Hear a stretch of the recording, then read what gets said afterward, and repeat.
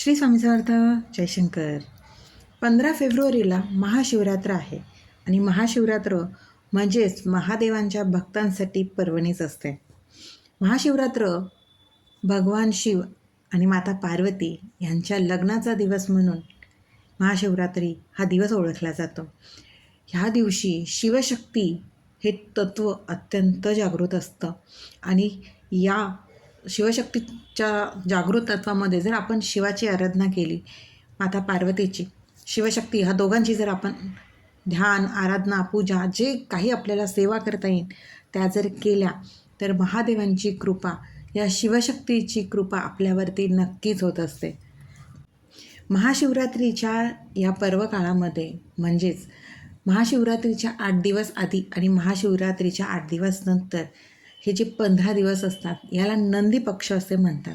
आणि या नंदी पक्षामध्ये खूप साधी आणि सोपी सेवा आहे जी महादेवांचे सर्व भक्त आवर्जून करतात. आपले स्वामी भक्तही आवर्जून ह्या सेवा करतात. खरं तर महादेव हे खरंच भोळेसाम आहेत. ते आपल्या साध्या पाण्याच्या अभिषेकानेही प्रसन्न होत असतात. त्यामुळे आपण कुठलीही सेवा मनापासून केली ना ती आपल्या महादेवांपर्यंत नक्कीच पोहोचते. गरज आहे ती फक्त आपल्याला विश्वासाने आणि श्रद्धेने आपली सेवा करण्याची. तर या नंदी पक्षामध्ये 15 फेब्रुवारीला महाशिवरात्र आहे, म्हणजे 8 फेब्रुवारीपासून नंदी पक्षाची सुरुवात होत असते. या दिवसापासून आपल्याला महादेवांची ही सेवा करायची आहे. आता ही सेवा आपण संकल्पयुक्त जरी केली तरी चालेल. जर संकल्पयुक्त सेवा करता येत नसेल तर आपण नुसतंच याचं वाचन, पठण म्हणजे नुसती सेवा म्हणून तरी आपण ही सेवा 15 दिवसाची नक्कीच करावी. ही सेवा आहे ते म्हणजे शिवाचं पंचाक्षरी स्तोत्र. हे पंचाक्षरी स्तोत्र याचं पठण आपल्याला जर ते खरं तर खूप छोटं आहे, त्याला खूप वेळ लागणार नाही आहे. ही सेवा तुमच्या इच्छेनुसार जेवढा वेळ तुमच्याकडे आहे त्यानुसार 11 वेळा, 21 वेळा, जितके वेळ तुम्हाला पठण करता येत असेल तितक्या वेळेला हे पंचाक्षरी स्तोत्र म्हणावं. अगदीच नाही जमलं तर 1 वेळेला तरी हे पंचाक्षर स्तोत्र म्हणावं, कारण का ह्याला मोजून 2 ते 3 मिनटंही खूप झाले. इतकं हे छोटं आणि अत्यंत सुंदर असं हे पंचाक्षरी स्तोत्र आहे. ही शिवाची आवडती सेवा आहे, कारण महादेवाला म्हटलं ना, मनापासून कुठलीही सेवा करा ती आपल्या महादेवांपर्यंत पोहोचते. कारण का सगळ्यात भोळा देव जर कोण असेल तर तो आपला महादेव. म्हणून तर त्यांनी अशा वस्तू जवळ घेतल्यात की ज्या आपल्याला कुठेही मिळू शकतात. साधं धोत्र्याचं फूल, फळ, बेलाची पानं, साधी पांढरी फुलं, अशा साध्या गोष्टी महादेवाला आवडतात. त्यामुळेच कुठलीही सेवा करताना ती फक्त मनापासून करणं गरजेचं आहे. हे पंचाक्षरी स्तोत्र तुम्ही तुमच्या वेळेनुसार सकाळ, संध्याकाळ ज्या वेळेला तुम्हाला जमत असेल त्यावेळेला, फक्त रात्र झाल्यानंतर ही सेवा करायची नाही. जर प्रदोष काळात ही सेवा करायला जमलं, तुम्हाला वेळ असेल तर प्रदोष काळात करा किंवा सकाळी लवकर ही सेवा करा. प्रदोष काळ म्हणजे ही वेळ ही महादेवांची प्रिय आहे, म्हणून बहुतेक वेळा प्रदोष काळात महादेवांच्या बऱ्याच सेवा केल्या जातात.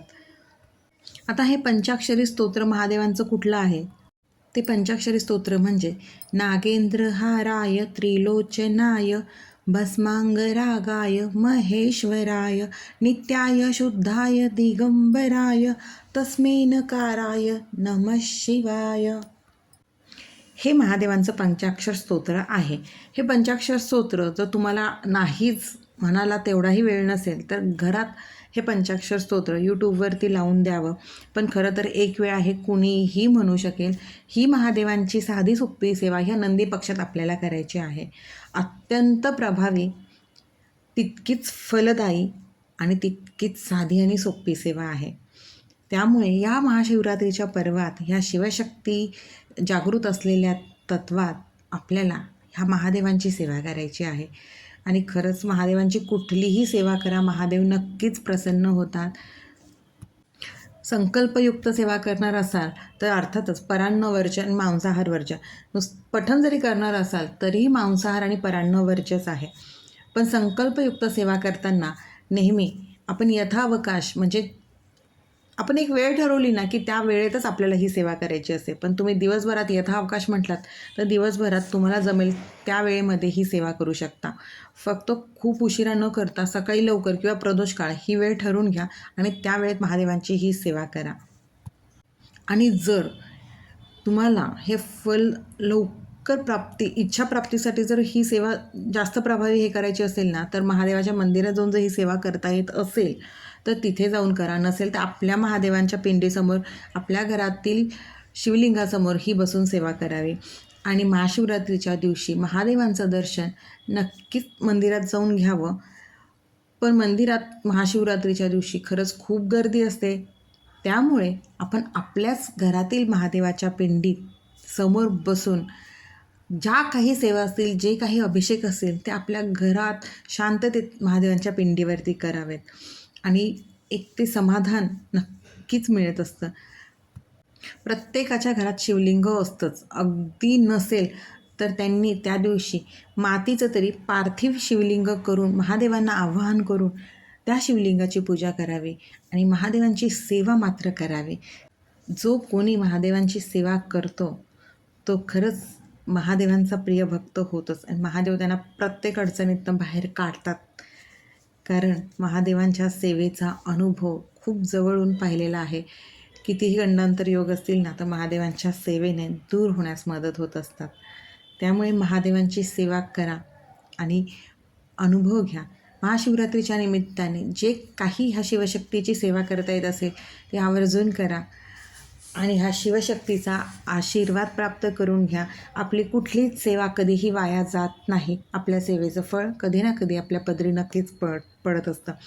त्यामुळे आपले कर्म, कष्ट प्रामाणिक असू देत आणि आपला विश्वास, श्रद्धा तेवढीच प्रामाणिक आणि तेवढीच दृढ जर आपल्या महादेवांवरती, स्वामींवरती, सगळ्यांवरती आपला विश्वास आणि श्रद्धा असायला हवी.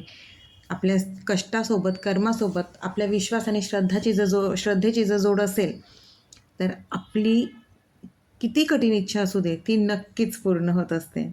श्री स्वामी समर्थ. कैलास राणा शिवचंद्रमौळी, फणींद्रनाथा मुकुटी झळाळी, कारुण्य सिंधू भवदुःखहारी, तुझवी न शंभो मज कोण तारी, तुझवी न शंभो मज कोण तारी.